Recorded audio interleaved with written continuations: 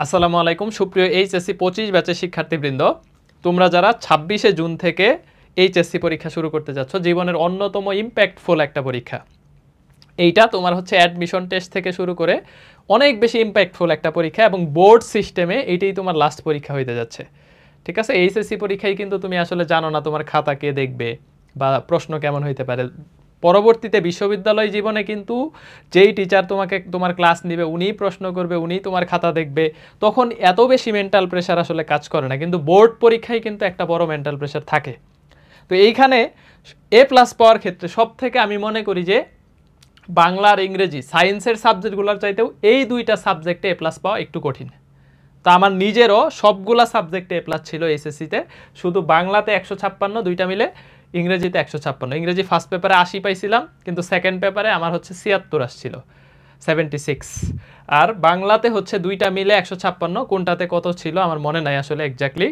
তো এইখানে হচ্ছে যেই কারণে আমার আসলে বাংলা ইংরেজিতে এ প্লাসটা মিস হয়েছে, যেহেতু তোমাদের 26 তারিখ থেকে পরীক্ষা শুরু এবং প্রথম দিকেই বাংলা ইংরেজি পরীক্ষাগুলো হয়, তো আমি মনে হইলো যে এই জার্নিটা বা আমার হচ্ছে কেন এ প্লাসটা মিস হইলো, আমি যদি এই কারণগুলো তোমাদেরকে শেয়ার করতে পারি তাহলে আশা করি যে তোমরা যদি এই ভুলগুলো না করো তাইলে তোমাদের এ প্লাসটা ইনশাল্লাহ বাংলা ইংরেজিতে চলে আসবে।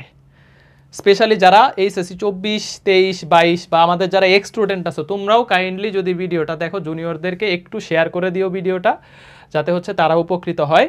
স্পেশালি অনেকে মনে করে যে বাংলা ইংরেজিতে অন্য সাবজেক্টের তুলনায় এ প্লাস পাওয়া সহজ, কিন্তু আমি মনে করি উল্টা। দেখবা যে ইংরেজিতে অনেকের এ প্লাস তো আসেই না, এখানে বি বি চলে আসে, এ মাইনাস চলে আসে মেজরিটির। যদি বলি যে সব থেকে এইচএসসিতে এ প্লাস পাওয়া কঠিন কোন সাবজেক্ট, আমি বলবো ইংরেজি। বাংলার চাইতেও ইংরেজিতে এ প্লাস পাওয়া কঠিন।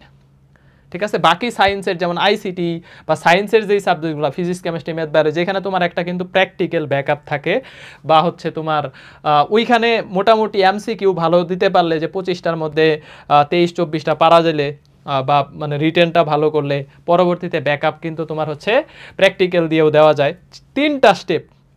কিন্তু বাংলা ইংরেজির ক্ষেত্রে তোমার যা লিখে আসবা বোর্ডের, এখানে কিন্তু কোনো প্র্যাকটিক্যাল সিস্টেম নাই, এক্সট্রা মার্ক পাওয়ার আর কোনো সুযোগ নাই। তার মানে তোমার পরীক্ষা তোমার খাতার উপরে ডিপেন্ডস করতেছে আসলে এ প্লাসটা। তো যারা এই এসএসসি পরীক্ষা দিবা, আমি তোমাকে রিকোয়েস্ট করব, আমার 1 নাম্বার কারণ যদি আমি বলি, আমি অবহেলা করার কারণে আমি এ প্লাসটা পাইনি।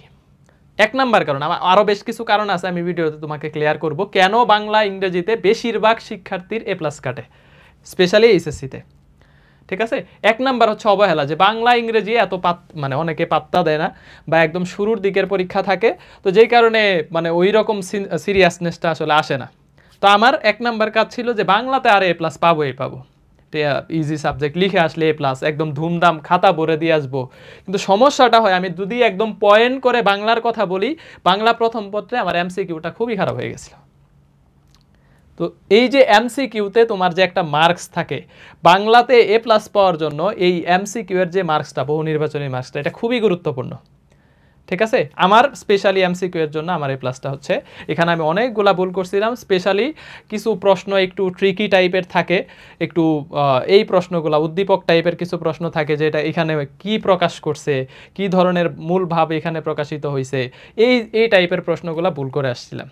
তো যেই কারণে আমার রিটেনে তুমি যতই লেখো, ধরো ক, খ, গ, ঘ, এইখানে তুমি হচ্ছে একদম সিকোয়েন্স মেনটেন করে, যে কতে তুমি একদম জ্ঞানমূলকটা লেখলা, তারপরে অনুধাবনে জ্ঞানমূলকের একটু টাচ রাখলা, তারপরে অনুধাবনের পার্ট 2টা পার্টে লেখলা, গ নাম্বারটা হচ্ছে 3টা পার্টে লেখলা, ঘ নাম্বারটা 4টা পার্টে লেখলা, খুব সুন্দর সাজায় লেখলা।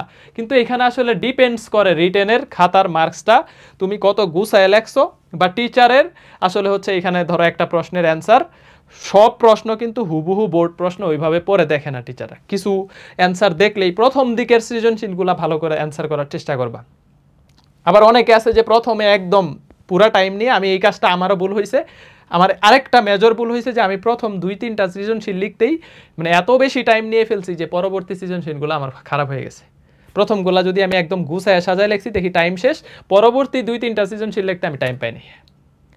স্পেশালি লাস্টের 2টা সৃজনশীল এইখানে মার্কস আমার ডাউন খেয়ে গেছে, আমার যেটা আমার মনে হয়েছে ব্যক্তিগতভাবে, যেহেতু সেপারেট মার্কস আসলে দেখার সুযোগ নাই কোন সৃজনশীলে কত পাইছি। তো তোমাদেরকে রিকোয়েস্ট করব, ফার্স্ট অফ অল বহু নির্বাচনীর মার্কসটা চেক দিবা। 1 নম্বরে তো তুমি অবহেলা করবাই না, এইটা সব থেকে মাথায় রাখবে, তোমার যদি A+ কাটে এই 2টাতে কাটবে, আর বাকিগুলাতে A+ কাটবে না, বাকিগুলো A+ আসবে। এই বাংলা ইংরেজিতে A+টা কাটে। বহু নির্বাচনী মার্কসটা যে কোনো মূল্যে ভালো রাখার চেষ্টা করবে, তাহলে তোমার রিটেন এই MCQ এর মার্কস ভালো আসলে সৃজনশীলের মার্কসটা কিন্তু তোমার হচ্ছে ব্যাকআপ কাজ করবে, MCQ এরটা সৃজনশীলে ব্যাকআপ কাজ করবে।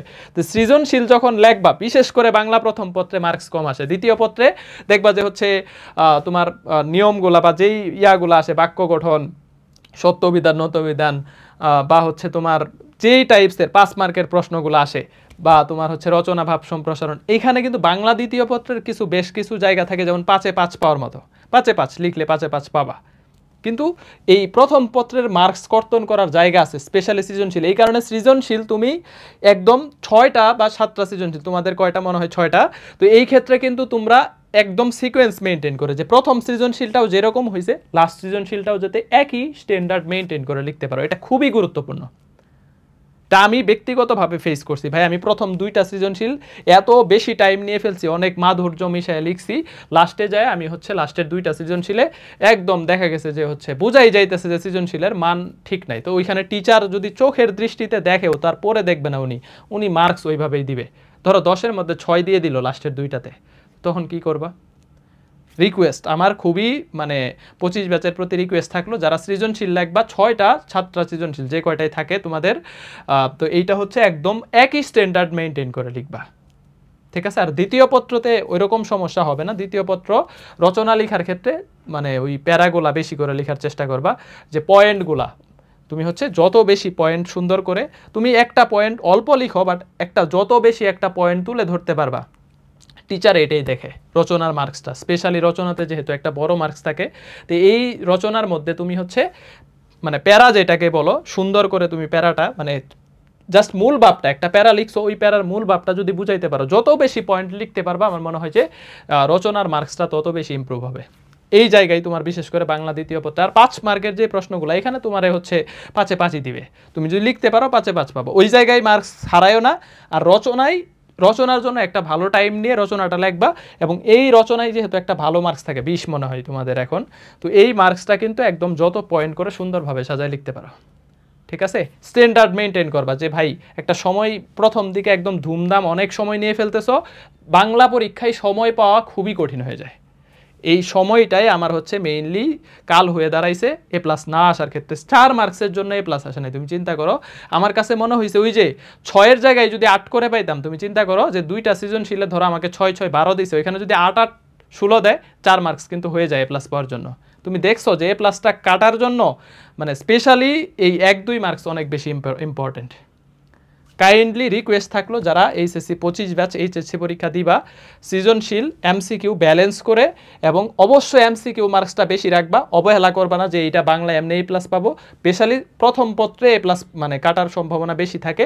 প্রথম পত্রে সৃজনশীল লেখার ক্ষেত্রে তুমি একদম ব্যালেন্স করে সবগুলা সৃজনশীল যাতে সেম স্ট্যান্ডার্ডের হয়, একটাতে 8 দিলে বাকিগুলাতেও যাতে 8 দিতে হয়, 8 দিতে পারে, ঠিক আছে? তুমি এই স্ট্যান্ডার্ড মেনটেন করে লাগবে, একটাতে 8 পাইলা বা 9 পাইলা আর লাস্টে যায় এরকম 6-5-এর মতো সৃজনশীল লেখো না, ঠিক আছে? সেকেন্ড হচ্ছে আমি ইংরেজির বিষয়ে যদি বলি, ইংরেজি A+টা কাটছে আমার সেকেন্ড পেপারে, এটা আমার মানে স্পেসিফিক ওইরকম ইস্যু ছিল না, গ্রামাটিক্যাল ভুল করছি, ঠিক আছে? আমি গ্রামার পার্টটাতে মার্কস কম পাইছি, রিটেন পার্টস খুব ভালো হয়েছিল, তো ওই জায়গাটা চেক আপ দিলে আমার মনে হয় যে ইংরেজি তুলতে পারবে। আর ইংরেজি ফার্স্ট পার্টে তোমার হচ্ছে এই মার্কস যেগুলো প্যাসেজ থেকে যে প্রশ্নগুলো আসে, এটা দেখবা যে হচ্ছে ভালো করে উঠাইতে পারলে। ইংরেজি আমার হচ্ছে জাস্ট কমন মিস্টেক ছিল, যে আমি গ্রামাটিক্যাল কিছু মিস্টেকের কারণে আমার প্লাসটা কেটে গেছে। এই ভুলগুলো না করলে, বিশেষ করে সেকেন্ড পেপারে, ফার্স্ট পেপারে আমার মনে হয় যে A+ মেজরিটি স্টুডেন্টেরই ভালো একটা মার্কস আসে। মেইনলি ইংরেজিতে A+টা কাটে সেকেন্ড পেপারে, আর বাংলাতে A+টা কাটে কিন্তু বেশিরভাগ হচ্ছে ফার্স্ট পেপারে।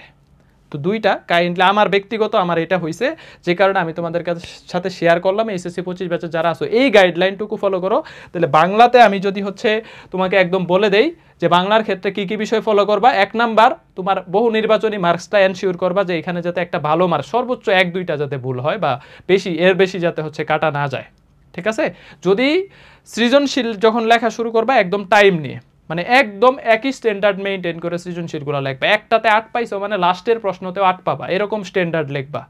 ঠিক আছে, তুমি একদম গ নাম্বার প্রশ্ন 3টা পয়েন্টই লিখবা, ঘ 4টা পয়েন্ট, মানে জ্ঞানমূলক, অনুধাবন, তারপরে হচ্ছে গ ঘ এর পার্ট যেটুকু আছে, মানে টিচারকে বুঝাবা যে তুমি 4 মার্কসের জন্য 4টা পয়েন্ট করেই লিখছো, 3 মার্কসের জন্য 3টা পয়েন্ট লিখছো, প্রত্যেকটা অনুধাবন 2টা প্যারা রাখবে, একটা জ্ঞানমূলক আর বাকিটুকু অনুধাবনের প্রশ্নটুকু। 2 মার্কস তোমাকে 2 এ 2 দিবে। কেন অনুধাবন খ নাম্বার প্রশ্নে 2 1 পায় কারা জানো? যারা এই একটা প্যারাই লিখে ফেলে। 2টা প্যারা করে প্রশ্ন লেখো, 3 মার্কসের প্রশ্ন তুমি প্রয়োজনে 3টা প্যারা করো। আর বাংলা দ্বিতীয় পত্র রচনা লেখার ক্ষেত্রে আমি রচনা এরকম হয়েছে যে আমরা 20-এর মধ্যে 17 18 বা মানে 16-র নিচে মার্কস খুবই কম পাইতাম। এটার কারণ হচ্ছে মানে আমাদেরকে স্যার স্পেশালি শিখাইছিল যে বাংলা দ্বিতীয় পত্র পরীক্ষার ক্ষেত্রে, স্পেশালি রচনা লেখার ক্ষেত্রে, এটা রচনা কিন্তু তোমাকে চাকরির পরীক্ষায় বিসিএসেও লিখতে হয় রিটেনে, তো এইখানে যত বেশি পয়েন্ট খুব সুন্দরভাবে একদম স্পেসিফিক অ্যান্সার লিখতে পারবা। তুমি একটা পয়েন্ট 1 পাতা লেখার দরকার নেই, 1 পৃষ্ঠা লেখার দরকার নেই, একটা পয়েন্ট লেখছো, ধরো হচ্ছে অধ্যবসায়ের গুরুত্ব লিখতেছো, অধ্যবসায়ের গুরুত্ব, এটা একটা সুন্দর মূল ভাব আকারে তুমি লেখলা, এতে তোমার টাইম সেভ হবে, প্যারা বেশি হবে, তোমার হচ্ছে দেখবা যে হচ্ছে রচনার লেন্থও ভালো হবে, একটা ভালো মার্কস পাবা। এইটুকুই বলার ছিল যে আসলে আমার কেন হচ্ছে প্লাসটা আসে নাই। ফার্স্ট অফ অল অবহেলাটা কইরো না, এই 2টা সাবজেক্ট যদি চেক আপ দিতে পারো, 2টাতে যদি এ প্লাস নিশ্চিত করতে পারো, তোমার গোল্ডেন আটকাইতে পারবে না ইনশাল্লাহ। এই 2টাতে কেউ এ প্লাস তুলতে পারলে তুমি গোল্ডেন পাবা ইনশাল্লাহ।